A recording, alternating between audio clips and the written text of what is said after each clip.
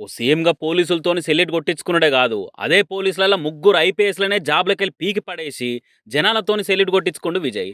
కోయంబత్తూర్‌లో ఓ 10 ఏళ్ల పాపని ఎత్తుకపోయి ఖరాబ్ చేసి సంపేసిర్రని తెలవంగానే 24 గంటలలో ఆళ్ళని పట్టుకోవాలని సీఎం విజయ్ నుంచి సీరియస్ ఆర్డర్‌లొచ్చే వరకలా ఎంబటే ఎంక్వైరీ చేసి అత్యాచారం చేసిన ముగ్గురిని అరెస్ట్ చేసిర్రు.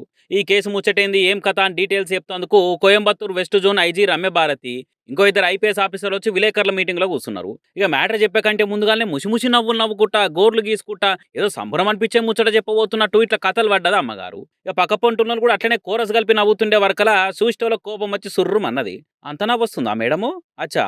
అరే ఓ 10 ఏళ్ల పాప చచ్చిపోయిందన్న బాధ కూడా లేకుంటా ఏందిది? అరే ఓ లేడీ ఆఫీసర్ అయ్యుండి ఇవేం పనులు అనుకుంటా ఆడున్న జర్నలిస్టుల కాంచి సోషల్ మీడియాలో చూసిన జనాల దాకా అందరు తిట్టిపోసిర్రు. ఈ ముచ్చట ఇంత ఇంత వైరలే సీదా సీఎం విజయ్ దాకా పోయింది.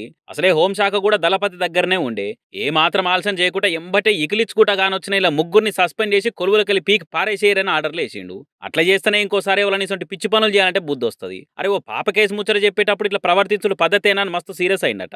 ఇక విజయ్ నిర్ణయం తెలిసి తమిళనాడు పబ్లిక్ తప్పే లేదు, కరెక్ట్ పని చేసిండు అనుకుంటా కామెంట్లు చేస్తున్నారు.